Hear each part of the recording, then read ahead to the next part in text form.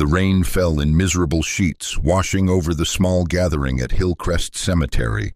Scout Trasnar observed from her concealed position among the gnarled oak trees, compound eyes processing the scene with military precision. Her carapace tingled with anticipation. After 3 solar cycles of reconnaissance, the moment had arrived. 52 humans stood in formation around a polished wooden box. Their dark coverings, uniforms, and what humans called formal attire grew heavy with rain. Trasnar's translator picked up the low murmur of their ritual words, a curious waste of breath for creatures who claim to value efficiency. The centerpiece of her observation was Admiral Janet Harper. Even in mourning clothes, the woman carried herself with unmistakable authority. Her silver-streaked hair was pulled back severely, her spine straight despite the evident weight of grief. Intelligence suggested she was the architect behind humanity's recent victories against the Vexillian Empire, victories that should have been impossible given the technological disparity between their species. Target confirmed. Trasnar sub-vocalized into her neural transmitter. Admiral Harper is present. Small gathering, minimal security, optimal conditions for extraction. Lieutenant Paxler's eager voice crackled in response. Extraction teams await your signal. Scout, War Minister Krelvax is monitoring personally. The Emperor considers this mission of highest priority. Trasnar suppressed her irritation at the unnecessary commentary. Paxler was young, overeager, and still impressed by their superior's attention. His carapace probably hadn't even hardened to full density yet. Acknowledged, she replied tersely. Maintaining observation. The human ceremony continued. A figure in black robes spoke words about Grand Admiral Wilson, the supposedly deceased human military leader whose coffin they surrounded. The Empire's intelligence was clear. This funeral was a ruse. Wilson had faked his death to draw out Vexillian forces for an ambush. But the Empire had anticipated this crude strategy and planned their own counter-ambush. Today, they would capture Admiral Harper, the true tactical genius behind humanity's resistance. As the robed figure spoke, Trasnar's gaze shifted to a small human standing beside Admiral Harper, a child, approximately 7 Earth years in age according to her briefing, Tessa Harper, the Admiral's offspring. Trasnar hadn't expected the child to be present. This complicated matters. On Vexillia, offspring were rarely brought to military matters. Then again, this strange ritual wasn't military in Vexillian understanding. These humans gathered to stare at empty boxes containing their decomposed dead, or in this case, no body at all. The Empire found the practice bewildering. Vexillians efficiently recycled their dead, returning biological material to the community nutrient processors. The idea of preserving corpses in decorated containers, burying them in designated fields, and then returning periodically to stare at stone markers seemed the height of irrationality. Such sentiment was weakness the Empire would exploit today. Trasnar zoomed her compound vision, focusing on Admiral Harper's face. The woman's eyes were dry, her expression controlled, but when she placed her hand on the child's shoulder, Trasnar noted a minute tremor in her fingers. The child, Tessa, moved suddenly, stepping forward toward the wooden box.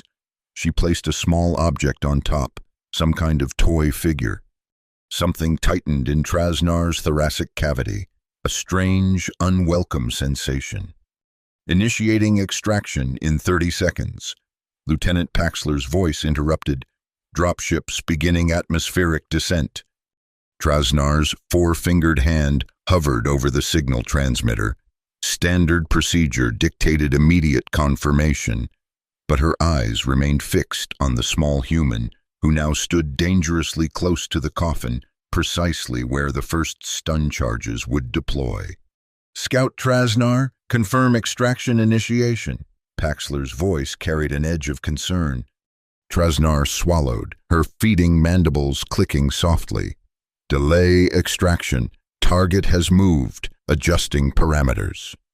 The War Minister is requesting explanation for delay. Tell the Minister I am ensuring mission success. Trasnar replied sharply. The primary target's offspring is in the blast radius.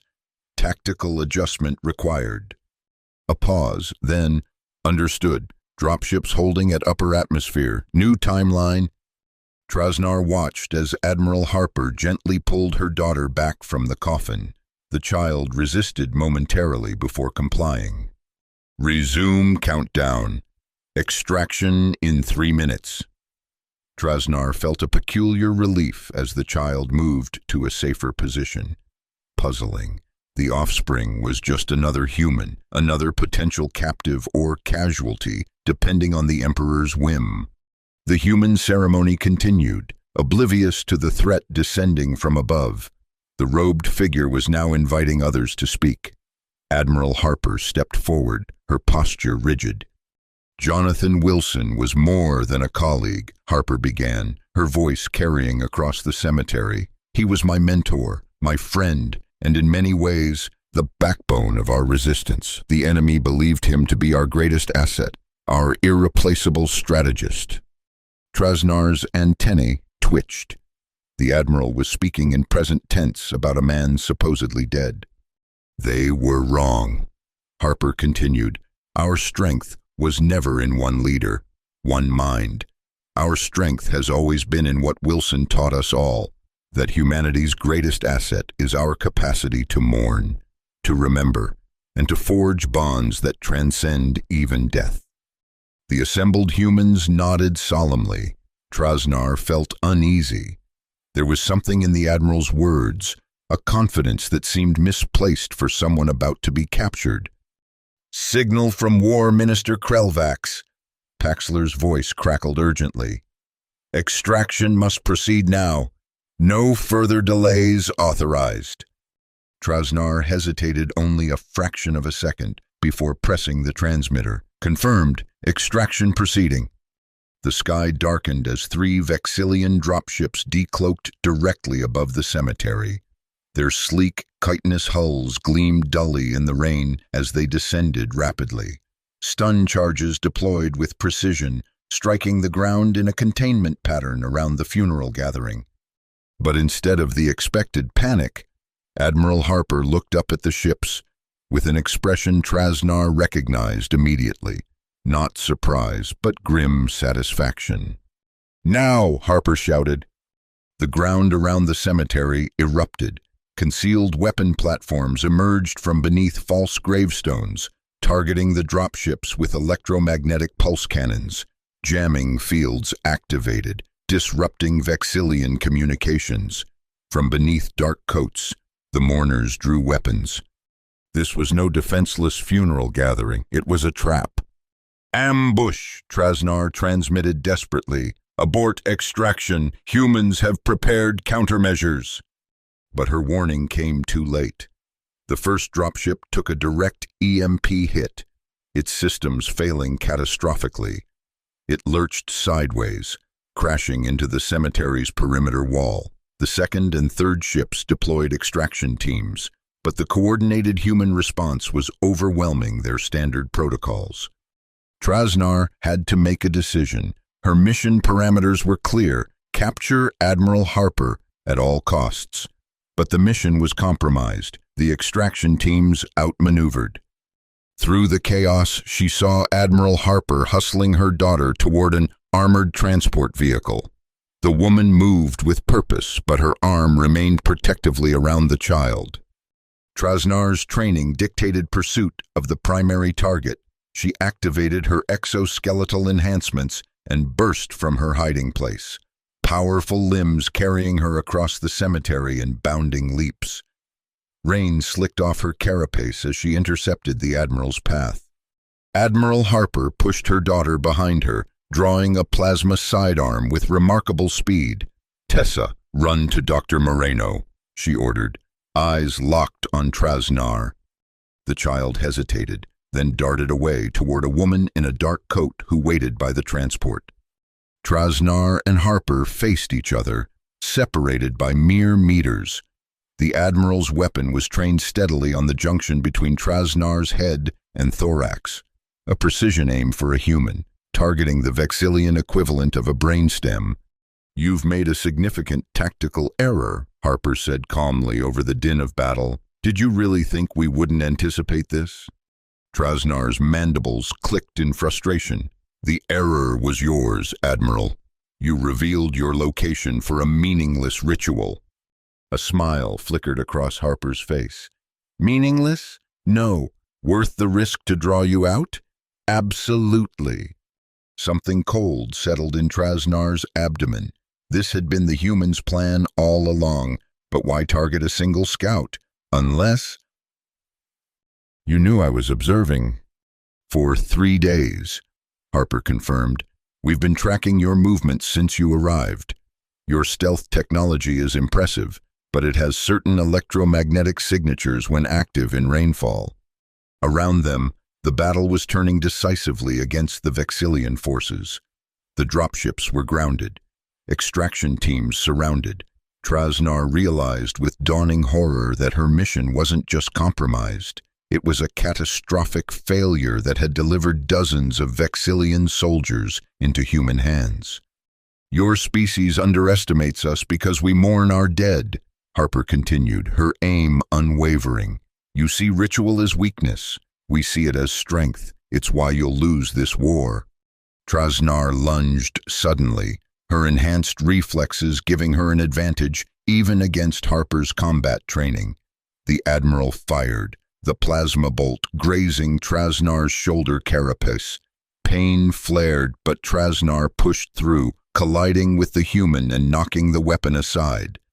They grappled in the mud, a blur of human and Vexillian limbs. Harper was stronger than her frame suggested, using leverage and technique to counter Trasnar's natural advantages. But Vexillian physiology prevailed. Trasnar pinned the Admiral, restraint cuffs ready. "Admiral Harper," a voice called out. Trasnar looked up to see the child, Tessa, standing just meters away. Behind her, the woman Harper had called Dr. Moreno was approaching rapidly, weapon drawn. The momentary distraction was all Harper needed. She drove a concealed blade up between the plates of Trasnar's carapace, finding the sensitive nerve cluster beneath. Paralyzing pain shot through Trasnar's body. Her limbs seized, and Harper rolled free. As darkness crowded Trasnar's vision, her last conscious thought was of the child's face, not frightened, but concerned.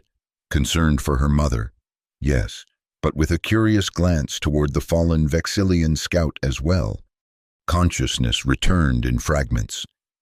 First came sound, the low hum of energy fields, the soft beep of monitoring equipment, then sensation, the cool surface beneath her, the absence of her exoskeletal enhancements, the lingering ache where Harper's blade had struck. Trasnar opened her compound eyes. She lay on a medical platform in a white room. Energy barriers shimmered at the room's perimeter. Beyond them, humans in medical and military attire monitored displays. "The subject is conscious," announced one of the humans, a female with dark skin and close-cropped hair. She approached the barrier, studying Trasnar with clinical interest. "I am Dr. Abigail Moreno, xenobiological specialist. How do you feel?" Trasnar tested her limbs. They responded, though sluggishly. "I am functional," she replied in the human language. "Where am I being held?" "Secure medical facility, Northeastern Coalition territory." Dr. Moreno answered, "You've been unconscious for approximately 16 hours. We administered treatment for the neurotoxin Admiral Harper used on you." Trasnar's mandibles clicked in confusion. "You treated my injuries. Why?" "Because we're not barbarians," Dr. Moreno said simply, "and because you hesitated." The memory surfaced, the child stepping too close to the coffin, Trasnar delaying the attack signal. "I adjusted tactical parameters to ensure mission success." Dr. Moreno smiled slightly. "Is that what you call it?" Our observers noted your hesitation coincided precisely with Tessa Harper moving into the blast zone. You were protecting her. A tactical decision, Trasnar insisted. Harming the offspring would have complicated the extraction of Admiral Harper. Interesting. That wasn't in your mission parameters, was it? Your forces deployed stun charges with no regard for civilian casualties once the attack began. Trasnar fell silent. The doctor was right. Standard Vexillian protocol classified all humans at a target site as either assets to be captured or acceptable collateral damage. She had deviated from protocol. Why was your species attacking a funeral? Dr. Moreno asked, her tone shifting to genuine curiosity. Do Vexillians have funeral rituals?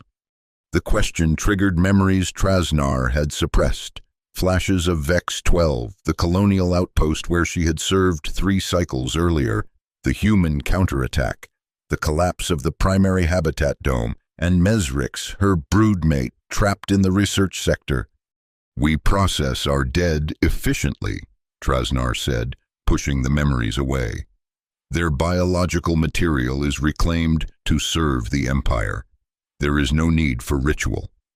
And yet, Dr. Moreno said gently, when we recovered your neural transmitter, we found recurring communications to a terminated Vexillian ID code. You've sent 17 messages to someone who, according to your own records, is dead. Trasnar's internal temperature dropped. The messages to Mesrix, private communications sent in moments of weakness, never expecting a response, yet unable to stop the compulsion to reach out. That is not relevant to my interrogation, Trasnar said stiffly. Isn't it? You were drawn to our funeral. You protected a child during what should have been a coldly executed military operation, and you communicate with your dead. Dr. Moreno leaned closer to the barrier. I think you understand mourning better than your empire would like. Before Trasnar could formulate a response, the facility's alert system activated. Red lights pulsed along the ceiling as a computerized voice announced, "Security breach in Sector 7. All personnel to emergency stations." Dr. Moreno glanced at the monitoring team, who were now focused intently on their displays. Keep the subject secure, she ordered, before hurrying from the room. Left alone, Trasnar tested the energy barrier with one limb. The field repelled her touch with a painful shock. Escape would not be simple. She needed to understand her captors better, find their weaknesses, and she needed to silence the disquieting thoughts Dr. Moreno had stirred. The memories of Mesrix, the confusion about her own actions at the funeral, these were distractions from her duty to the Empire. Yet as alarms continued to blare throughout the facility, Trasnar found herself wondering if Tessa Harper was safe. The security breach proved to be a false alarm, or perhaps a test of her reactions. Trasnar couldn't be certain. What followed was 3 days of regular visits from Dr. Moreno, interspersed with various human specialists who observed and occasionally questioned her. They provided sustenance appropriate for Vexillian physiology and even adjusted the environment to a more comfortable temperature and humidity. Such consideration for a prisoner was foreign to Trasnar's experience. On the 4th day, the routine changed. Dr. Moreno entered accompanied by Admiral Harper herself. Trasnar immediately rose to her full height, carapace tightening defensively. Harper studied her with the same calculated assessment Trasnar had used at the cemetery. "Scout Trasnar," Harper acknowledged with a slight nod. "I trust you've been treated well." "Your hospitality exceeds Vexillian protocols for prisoners of war," Trasnar replied carefully. "I'll take that as a yes." Harper moved closer to the barrier. "I've reviewed Dr. Moreno's reports on your conversations. She believes you're different from other Vexillians we've encountered." Trasnar's antennae flattened against her head, a sign of discomfort she couldn't suppress. "Dr. Moreno overinterprets. I am a loyal servant of the Empire." And yet you delayed your attack when my daughter was in danger, Harper said. Why? The direct question from the primary target of her failed mission left Trasnar momentarily speechless. She had asked herself the same question repeatedly during her captivity. Your offspring was not the target, she finally said. Her proximity to the extraction zone created tactical complications. Harper's expression remained skeptical. My military career spans 28 years. Scout Trasnar, I know the difference between tactical adjustment and hesitation born of compassion. Vexillians do not experience compassion as humans understand it, Trasnar countered, reciting Empire doctrine. Our evolutionary path selected for collective efficiency, not emotional indulgence. Is that what they taught you about your own species? Harper asked. Because it contradicts our findings. We've been studying Vexillian communication patterns, social structures, even your biochemistry. You're not the unfeeling hive mind your empire portrays. Trasnar felt a chill. Your studies are flawed. Are they? Then explain your messages to Mesrix. The name spoken aloud by this human sent a shock through Trasnar's system. Her compound eyes dilated involuntarily. Yes, we decrypted them, Harper continued, her voice softening slightly. They weren't military communications. They were personal, intimate. You loved Mesrix, didn't you? That term has no meaning in Vexillian. The habitat dome glows like your eyes in twilight, Harper interrupted, quoting one of Trasnar's private messages. I searched the nutrient processor logs, but your molecular signature is absent. The Empire says you serve in recycled form, but I cannot find you there. Trasnar lunged at the barrier, all pretense of control abandoned. The energy field repelled her violently, sending her sprawling backward. Those communications were private, she hissed, mandibles clicking rapidly in distress. Yes, they were, Harper agreed quietly, which is why only Dr. Moreno and I have seen them. They'll remain confidential. Trasnar regained her footing, struggling to reassert her military discipline. What do you want from me?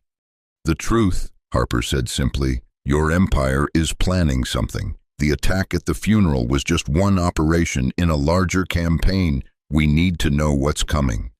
I am a scout, not a strategic commander, Trasnar replied. My knowledge is limited to my mission parameters. Which were? To capture you. Admiral Harper, the Empire believes you are the true tactical mind behind humanity's recent victories. Harper seemed genuinely surprised by this assessment. Interesting. And capturing me was worth revealing your stealth technology and risking a significant number of troops? Trasnar hesitated. The Admiral was right. The risk-reward calculation seemed imbalanced in retrospect. There was additional intelligence, she admitted. The funeral was believed to be a deception. Intelligence suggested Grand Admiral Wilson is alive, using his supposed death as cover to coordinate resistance efforts. Harper's expression changed subtly. Something in Trasnar's statement had struck a nerve. And this intelligence came from where? The Admiral asked carefully. High-level communications intercepts. The War Minister himself verified the intelligence. Trasnar studied Harper's reaction. Your response suggests the intelligence was accurate. Instead of answering directly, Harper turned to Dr. Moreno. Prepare the subject for transfer. We leave in 30 minutes. Dr. Moreno looked startled. Transfer, the security protocols, have been approved at the highest level, Harper interrupted. We're taking her to Site Omega. Trasnar's antennae twitched with interest. Site Omega, an unknown facility, potentially valuable intelligence if she could escape and return to the Empire. As Harper turned to leave, she paused. One more question. Scout Trasnar, if you could speak to Mesrix again, what would you say? The query struck with unexpected force.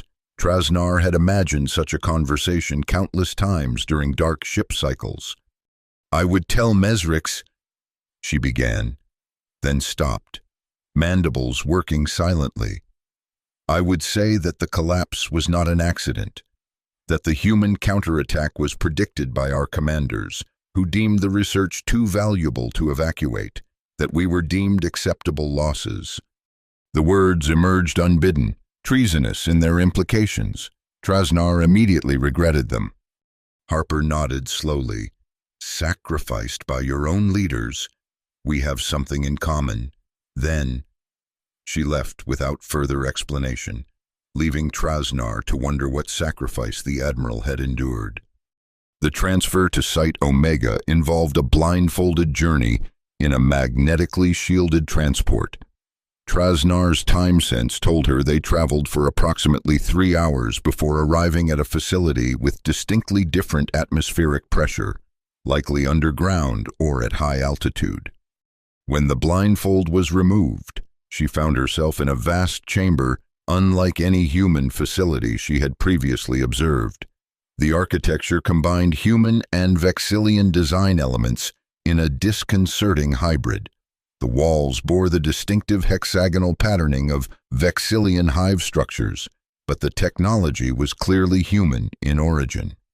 Most shocking of all was the presence of other Vexillians, not as prisoners, but working alongside humans at various stations.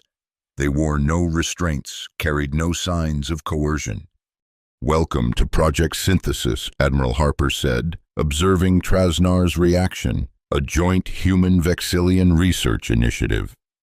"Impossible," Trasnar whispered. "These are traitors to the Empire." "These are refugees," Harper corrected. "Vexillians who questioned the Empire's policies and sought asylum.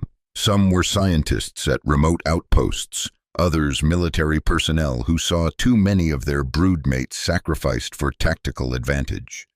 A tall Vexillian approached, his carapace bearing the distinctive gold patterning of a senior scientist caste. "Scout Trasnar," he greeted her in their native language. "I am Research Director Nelvax. Your reputation precedes you." Trasnar responded instinctively in Vexillian, "You dishonor our species by collaborating with these humans. And you honor it by following orders that send your broodmates to needless death," Nelvax countered. "The Empire has strayed from the true path of Vexillian prosperity. It consumes its own children in an endless war of expansion." Dr. Moreno stepped forward. "Perhaps we should continue this discussion more privately. Scout Trasnar has had limited time to process her situation." "Of course," Nelvax agreed, switching to the human language. "Admiral Harper, shall we proceed to the briefing?" Harper nodded.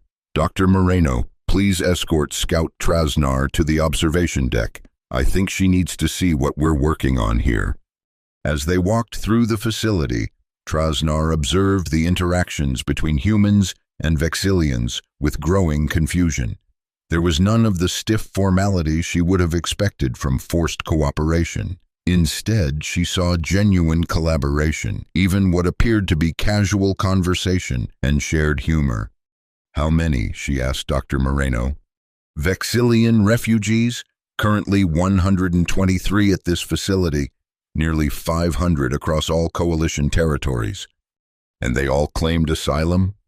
"Most did," Dr. Moreno confirmed. "Others were captured, like you, but chose to cooperate once they understood the truth about your Empire's strategies." They arrived at an observation platform overlooking an enormous chamber. Below, a structure was taking shape, a massive, ornate platform surrounded by concentric rings of smaller structures. "What is this?" Trasnar asked. "A memorial," Dr. Moreno explained. "Part research project, part diplomatic initiative. We're preparing for an unprecedented event, a joint human-Vexillian funeral ceremony on Vex 12. Trasnar's compound eyes widened in shock. Vex 12? The colony was destroyed. Damaged, not destroyed. We've been rebuilding it as a neutral zone, a place where both species can come together to honor those lost in this conflict. The implications were staggering. Vex 12, where Mesrix had died, where Trasnar had lost everything that mattered to her personally. Why would the Empire agree to such an event? She asked. That's the question, isn't it? Dr. Moreno said quietly.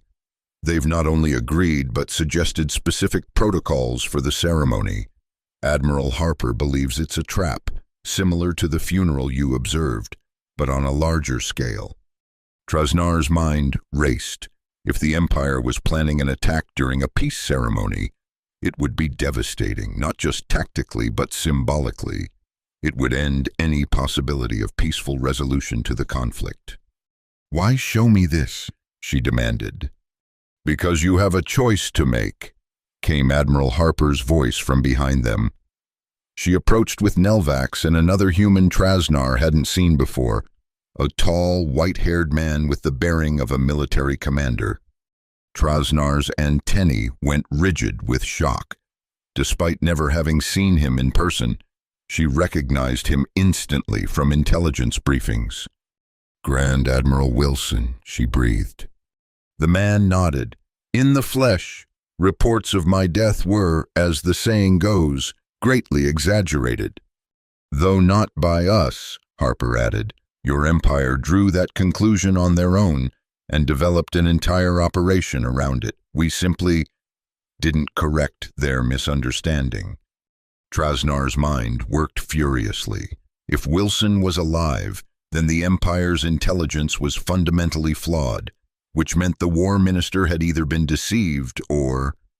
The funeral trap, she said slowly. It wasn't to capture Admiral Harper. It was to test human defenses, to gather tactical data for the larger operation on Vex 12. Harper exchanged glances with Wilson. She's quick, the Grand Admiral commented. Yes, Harper agreed, which is why we need her. Trasnar looked between the human leaders. What do you want from me? Help us, Harper said simply. The ceremony on Vex 12 is in 3 days. We believe your Empire plans to use it to eliminate both our leadership and the Vexillian traitors who've joined us. We need someone who understands their tactical approach, someone who can help us prepare appropriate countermeasures. You're asking me to betray my species, Trasnar said. No, Harper countered. We're asking you to save both our species from endless war. The Empire's leadership doesn't speak for all Vexillians, just as no single human government speaks for all of humanity. Help us create a path toward coexistence. And if I refuse? Wilson stepped forward. Then you remain our prisoner, and we proceed with our current defensive strategy. But more Vexillians and humans die, including, potentially, those you care about.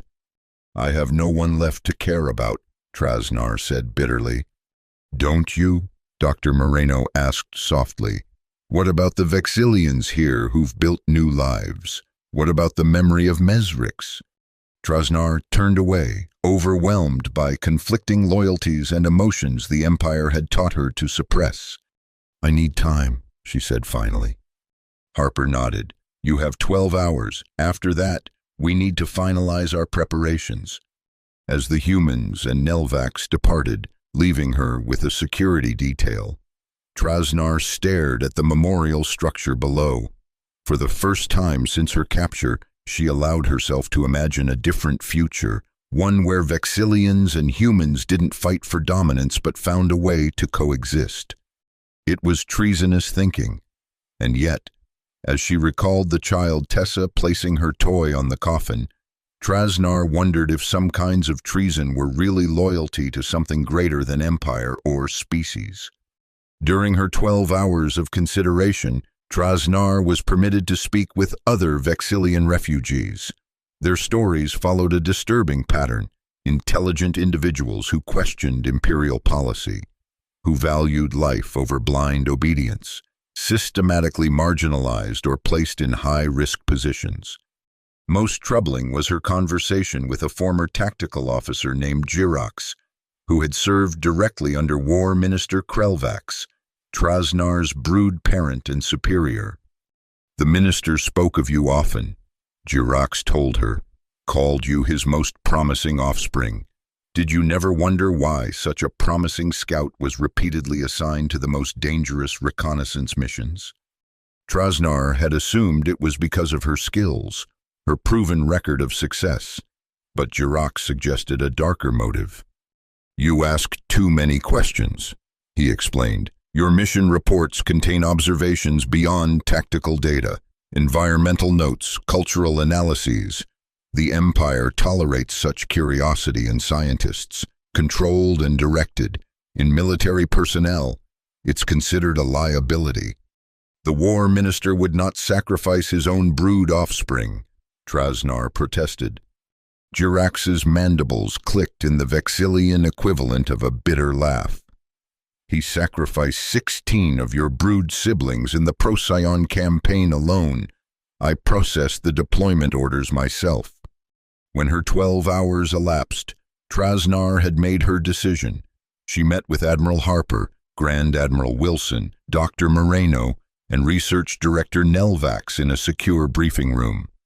"I will help you," she announced without preamble, "not because I believe in your cause, but because I must know the truth about the Empire's intentions." Harper nodded. "Fair enough. What can you tell us about standard Vexillian ceremony attack protocols?" "There will be nothing standard about this operation," Trasnar warned. "If the war minister is personally involved, he will design something specific to the Vex-12 memorial site." She moved to the holographic display table, activating it with practiced ease. "Show me the current layout of the colony and memorial." For the next several hours, Trasnar analyzed the site from a Vexillian tactical perspective, identifying probable attack vectors and concealment opportunities. The process was strangely liberating, applying her military training not in service to the Empire, but to protect lives on both sides.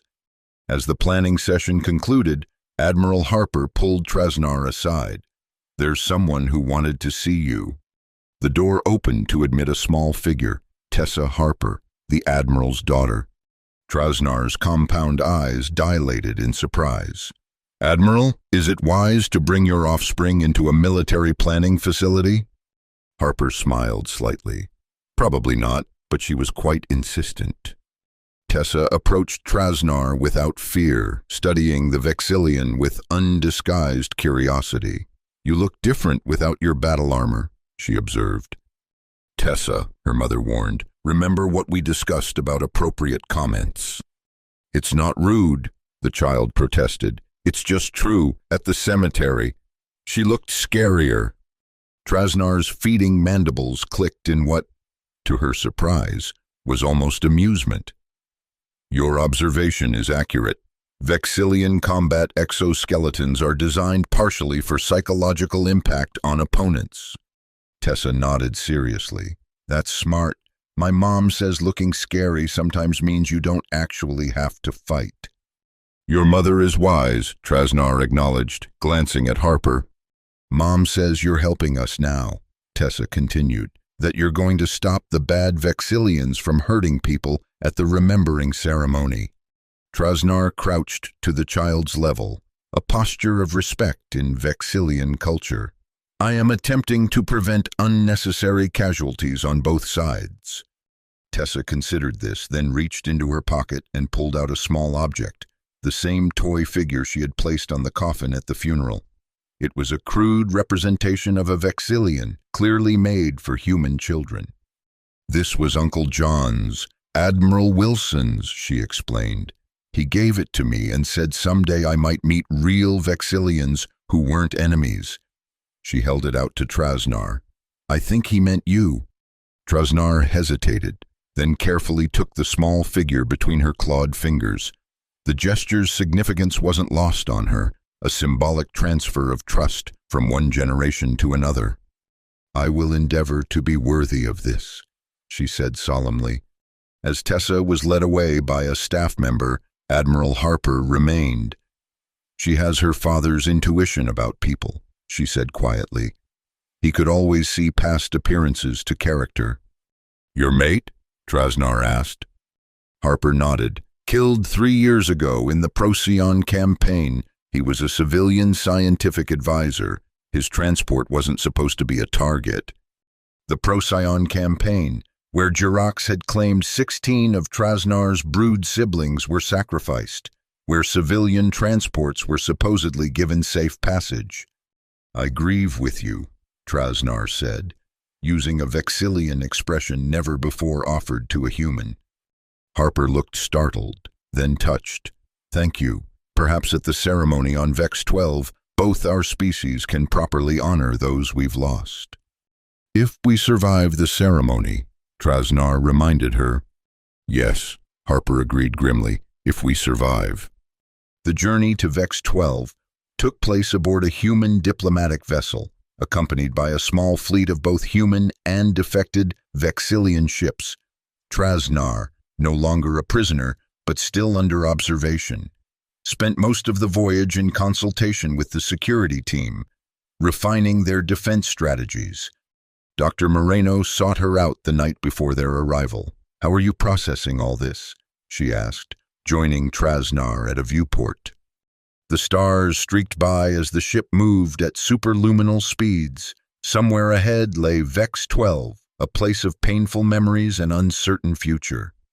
"I am functioning adequately," Trasnar replied. "That's not what I asked," Dr. Moreno said gently. "You're returning to the place where you lost Mesrix, preparing to oppose your own government and brood parent. That must be difficult emotionally." Trasnar's antennae twitched in irritation. "You anthropomorphize my responses. Vexillians do not process grief and betrayal like humans do." Dr. Moreno finished. "Perhaps not, but you do process them. Your messages to Mesrix prove that." Trasnar fell silent, staring out at the streaking stars. Finally, she said, "On Vexilia, we have no word for widow or orphan. When death occurs, the community absorbs the loss. The affected individual is never left to grieve alone." "That sounds beautiful, actually," Dr. Moreno observed. "It was?" Trasnar agreed. "Before the Empire's expansion, before efficiency became more important than connection. Now, losses are merely calculated as resource expenditures. The dead are processed and forgotten." She turned to face the doctor. "The ritual you are creating on Vex 12, it acknowledges individual loss while creating communal remembrance. It is," she searched for the right word, "healing." Dr. Moreno smiled. "That's the idea. Though I admit I had professional curiosity too. The psychology of grief is my specialty. Cross-species mourning rituals present fascinating research opportunities." "Is that why you've spent so much time with me? Professional curiosity?" The question emerged more plaintively than Trasnar had intended. Dr. Moreno's expression softened. "Initially, yes," she admitted. "You were a unique subject. A Vexillian displaying emotional responses considered impossible by your own government's propaganda. But now," she hesitated, "I'd like to think we've developed a rapport, perhaps even the beginning of a friendship." Friendship, another concept the Empire dismissed as human weakness. Yet Trasnar could not deny the comfort she found in Dr. Moreno's company, the ease of their conversations. "I would not object to such a designation," she said formally. Dr. Moreno laughed, a warm sound Trasnar had come to appreciate. "High praise indeed from a Vexillian scout. I'll take it." As they resumed watching the stars together, Trasnar realized she had made her choice long before this moment, not just to help prevent bloodshed at the ceremony, but to create something new from the ashes of her former life. Vex 12 appeared first as a gray-green sphere in the viewport, growing larger as they approached. The once thriving colony now bore visible scars from the battle 3 years earlier, the collapsed habitat dome now reinforced with human architecture, the surrounding landscape showing signs of both destruction and renewal. The memorial site dominated the main plaza of the reconstructed colony center. True to the holographic projections, it featured a central platform surrounded by concentric rings of smaller structures, each designed to honor the dead of both species.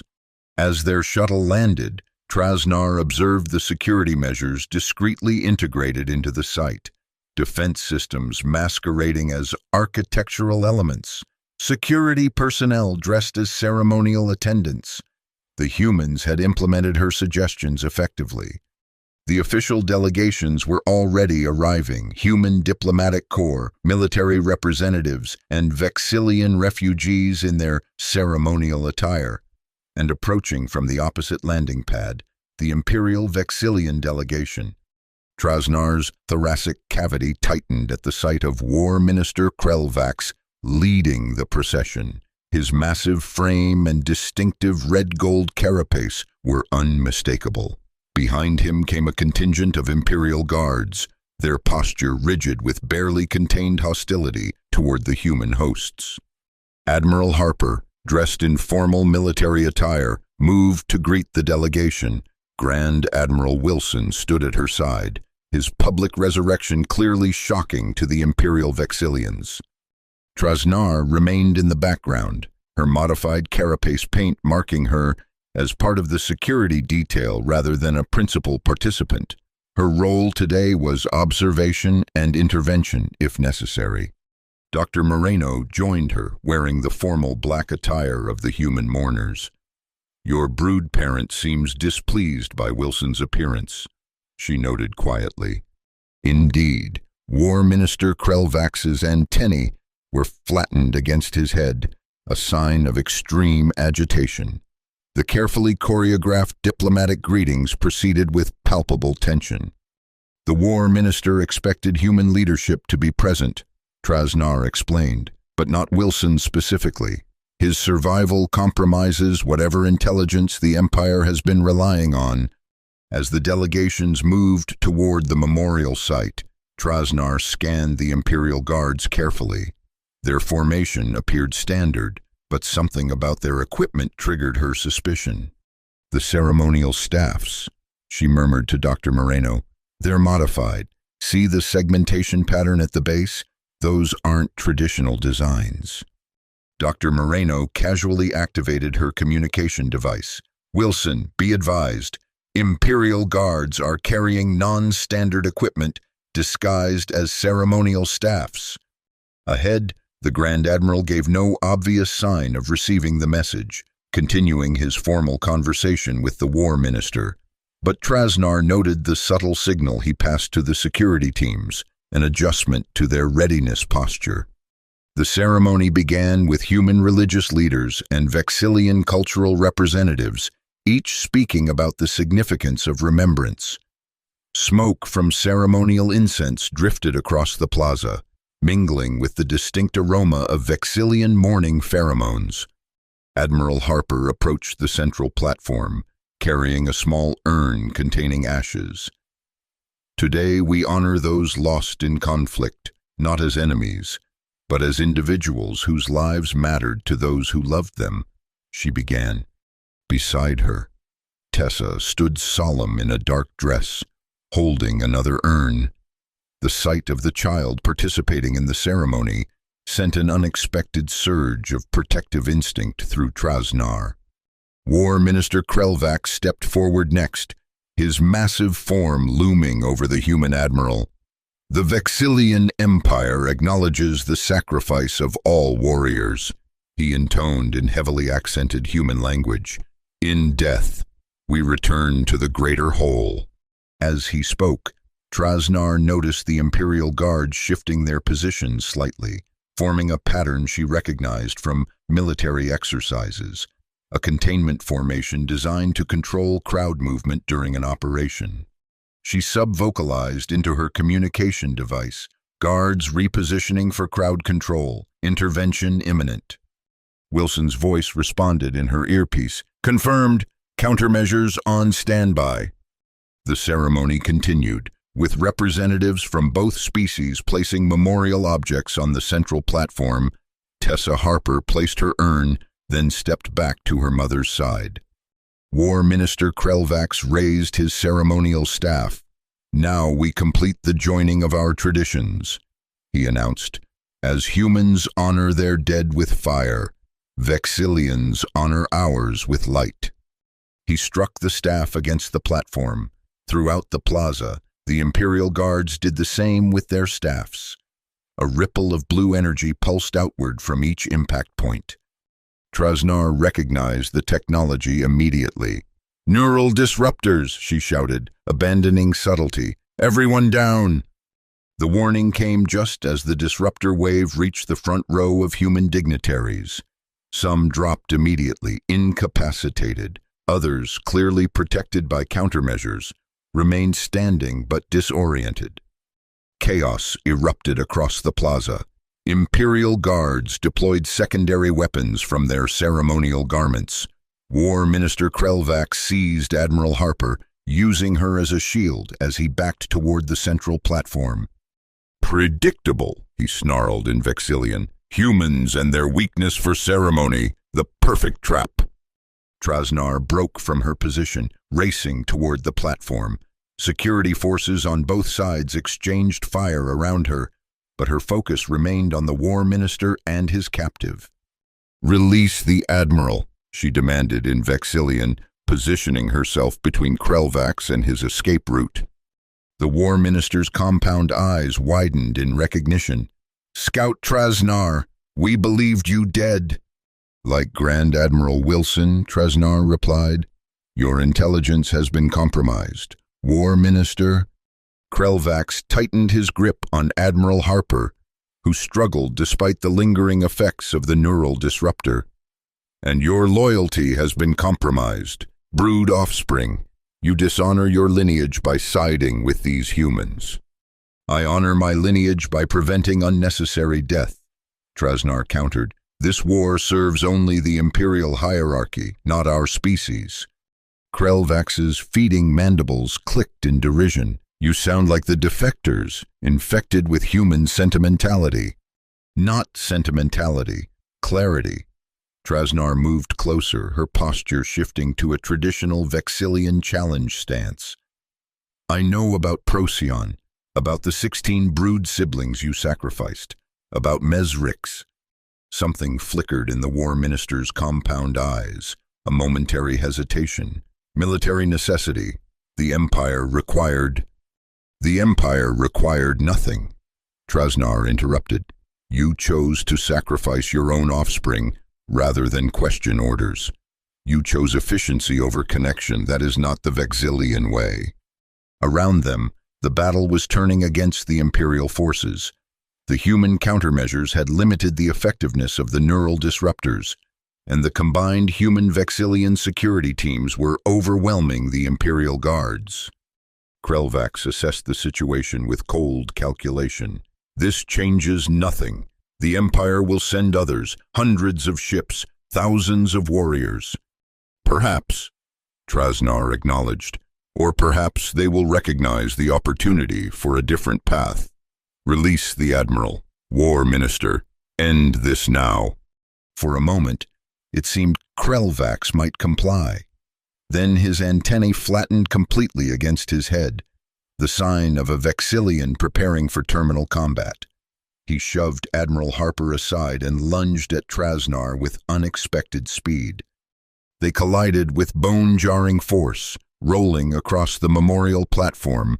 Krelvax possessed the advantages of size and strength, but Trasnar was younger, faster, and fueled by a clarity of purpose the War Minister lacked. She evaded his primary attack, using his momentum to unbalance him. As he stumbled, she delivered a precision strike to the nerve cluster beneath his carapace, the same point where Harper had disabled her at the cemetery. Krelvax faltered but didn't fall. He whirled, slashing at Trasnar with his ceremonial claws. One caught her across the shoulder, drawing ichor. "You fight well," he acknowledged, circling her, "but you cannot defeat your own brood parent. It is genetically impossible. Your instincts will not permit it."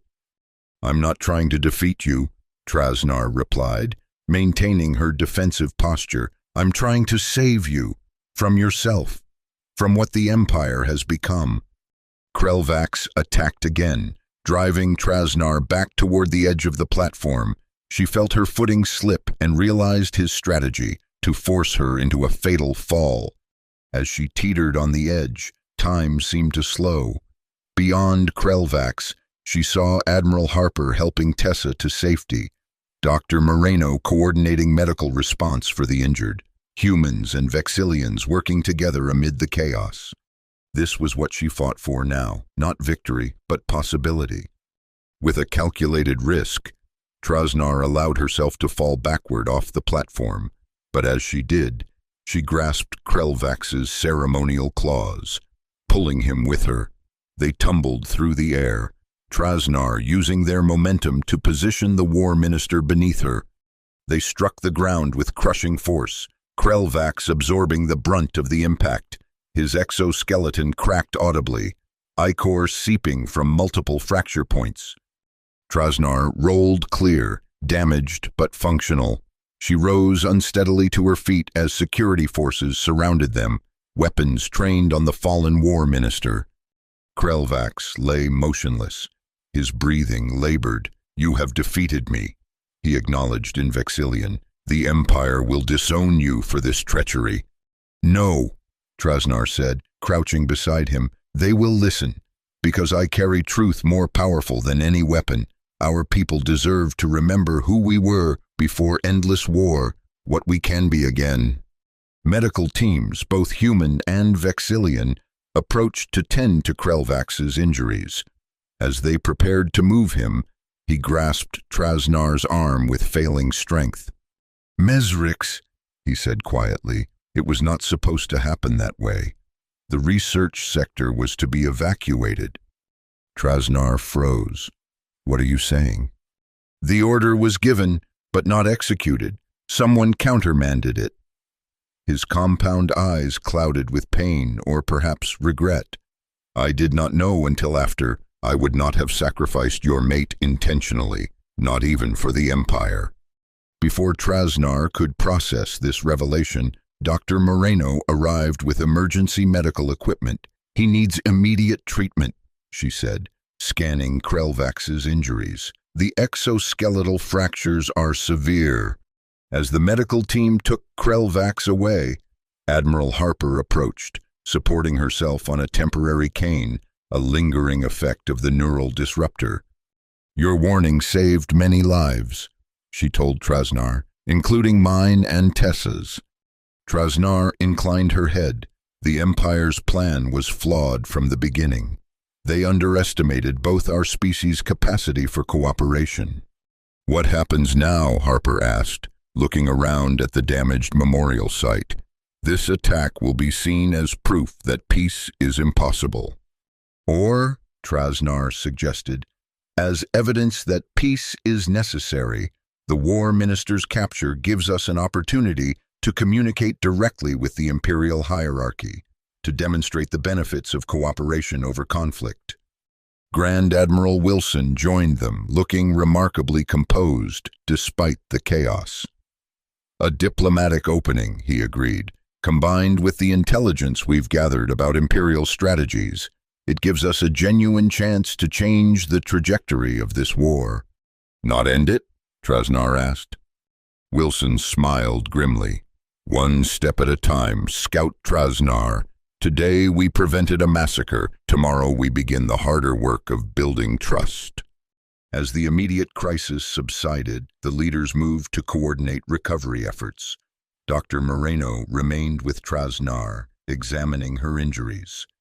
"You need medical attention," she insisted, noting the ichor still seeping from Trasnar's shoulder wound. "It is not life-threatening," Trasnar assured her. "Vexillian healing capabilities exceed human standards for non-critical injuries." Dr. Moreno raised an eyebrow. "Humor me anyway, professional curiosity." Trasnar's feeding mandibles clicked in what had become her version of a smile. "Very well, for the sake of science." As they walked toward the medical facility, Trasnar paused to look back at the memorial site. Despite the battle, many of the memorial structures remained intact. Humans and Vexillians were already working together to restore order, to salvage what they could of the ceremony's original purpose. "We should complete it," she said suddenly. "Complete what?" Dr. Moreno asked. The memorial ceremony, not today, but soon, when the wounded have been treated and the sight restored. Trasnar turned to the doctor. Both our species need this ritual, need to acknowledge our losses before we can truly move forward. Dr. Moreno studied her with a mixture of professional interest and personal warmth. I think that's an excellent prescription, Dr. Trasnar. The formal title, though inaccurate, carried a weight of respect that Trasnar found unexpectedly moving. I am no healer, she demurred. Aren't you? Dr. Moreno gestured toward the collaborative recovery efforts around them. Seems to me that's exactly what you've become.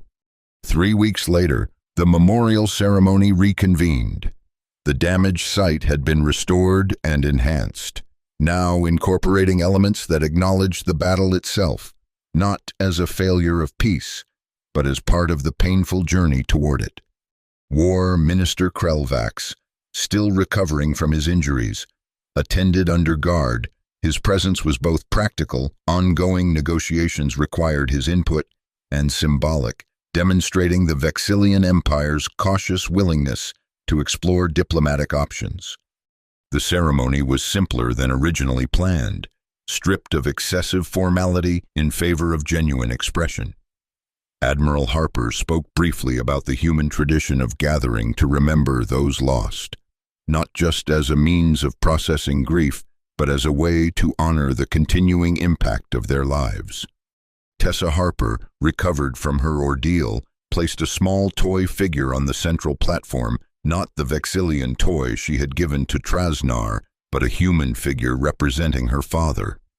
When it came time for the Vexillian portion of the ceremony, Trasnar stepped forward. She wore neither military insignia nor the modified security markings, but simple Vexillian civilian attire. On Vexillia, she began, addressing the mixed audience.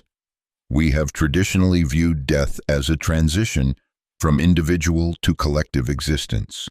The body returns to the community through recycling, the memories through shared experience. She gestured to the urns placed by human participants. Humans preserve physical remains as a focus for remembrance. Vexillians traditionally disperse them. Both approaches honor the essential truth that those we have lost continue to influence us. Trasnar produced a small container of her own, not an urn, but a bioluminescent growth chamber. Inside, microscopic organisms cultured from Vexillian biochemistry glowed with a soft blue light. This contains molecular traces of 27 Vexillians who died on this colony during the conflict, she explained. Among them, my broodmate Mesrix. In traditional Vexillian practice, these traces would have been processed and dispersed. Instead, I have cultivated them into living light, neither fully preserving nor fully dispersing, but transforming. She placed the chamber on the platform beside the human memorials. This represents what both our species now attempt, to transform loss into illumination, conflict into cooperation. As she stepped back, Admiral Harper moved to her side. Together, they activated the memorial's central feature, a field of energy that connected all the individual tributes, human and Vexillian alike, in a web of soft light. We mourn to remember, Harper said, reciting the phrase now inscribed in both languages on the memorial's base. We remember to unite, Trasnar completed. The assembled representatives of both species observed a moment of silence. In that quiet, something subtle but profound shifted in the atmosphere between former enemies, not peace, not yet, but the genuine possibility of it. Later, as the diplomatic teams prepared for the next round of negotiations, Trasnar found a moment alone with Dr. Moreno on an observation platform overlooking the restored colony. What will you do now? Dr. Moreno asked.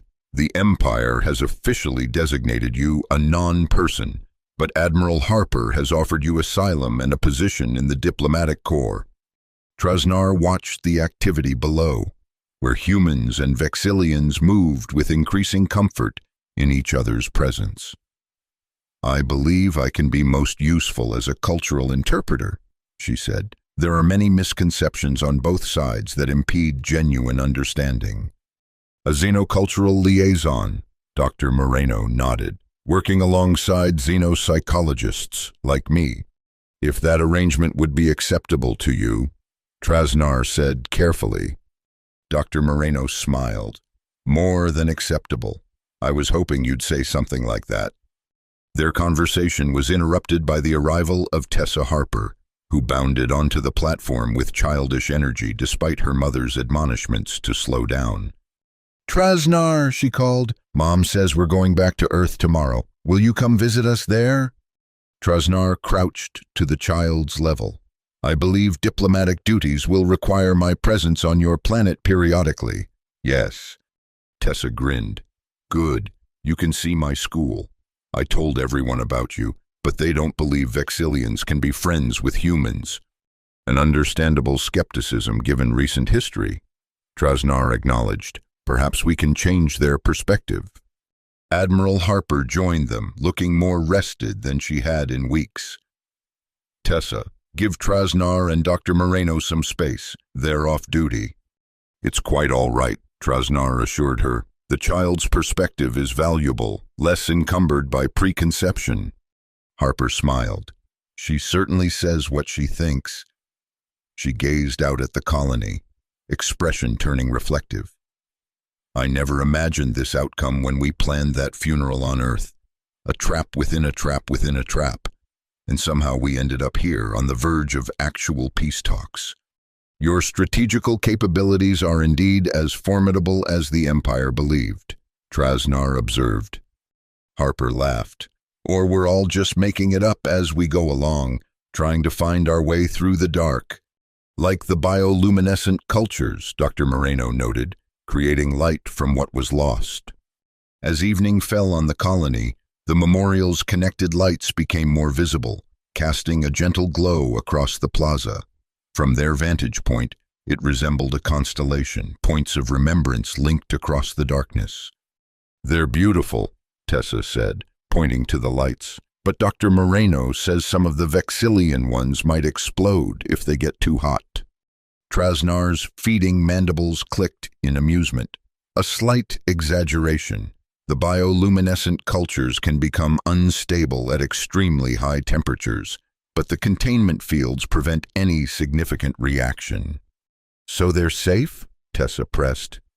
"Mostly," Trasnar acknowledged, though there was an incident during early testing where a culture container overheated and released quite a spectacular burst of light and sound. "You blew up your memorial candles?" Tessa asked, eyes wide. "Not intentionally," Trasnar assured her, though the research team did document the reaction for further study. The child's laughter rang out across the observation platform, joined moments later by Dr. Moreno's and, more surprisingly, Admiral Harper's. After a moment's hesitation, Trasnar allowed her own version of laughter to join theirs, a clicking, humming sound that complemented the human expressions of mirth. In that moment of shared humor amid the solemnity of remembrance, Trasnar recognized another kind of memorial, the living connections formed between individuals across the boundaries of species and experience. These, too, were transformations of loss into light. As night fell completely on Vex 12, the memorial lights below formed a beacon visible even from orbit, a small but significant point of illumination in the vast darkness between worlds.